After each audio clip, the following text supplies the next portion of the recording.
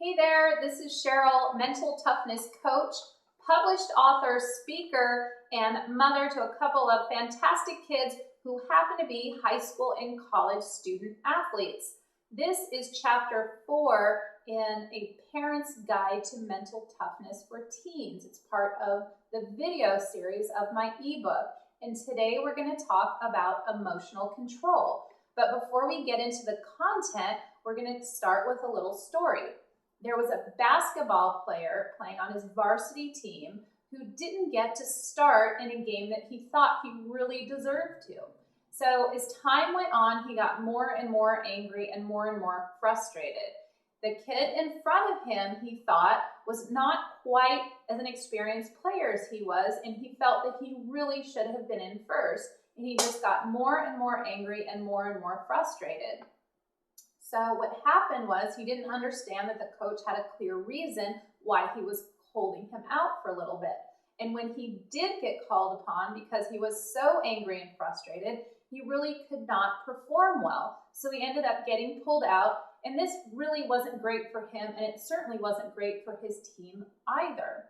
So why is emotional control so important when it comes to athletics or academics? There's actually a science behind why negative emotions are harmful to high performance and why teens need to get control of their emotions so they can do their best. Having negative emotions can hurt teens physically and mentally. First, they can lose their prime intensity. That means their intensity can get lower. If they have a lot of anger and frustration, then their muscle tension can build, and also even their breathing can change, and they can have a loss of coordination. So these are a couple reasons why teens really need to get a hold of their emotions, especially during high-pressure situations.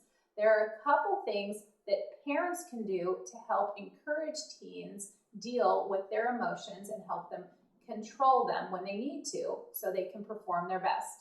The first one is to encourage teens to feel an emotion so they can have it pass. If teens are in a competition or if they're about to go into a test, they're going to have to do these things on the fly and do it really quickly. But teens really need to understand that their emotions are normal and they're okay, but there's just appropriate and inappropriate times to deal with them.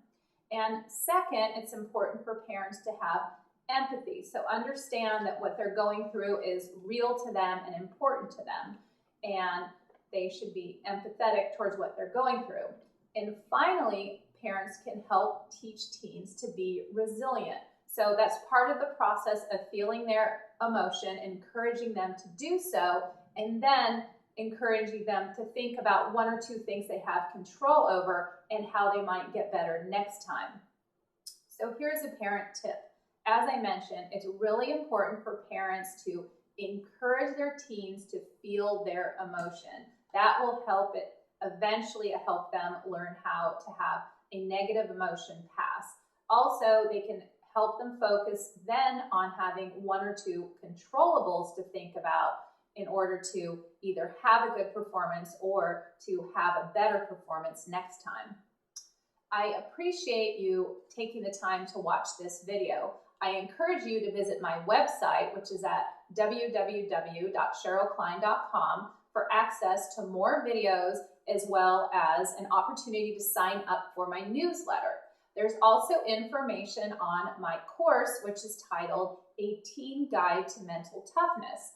Thanks again for watching, and I look forward to seeing you next time.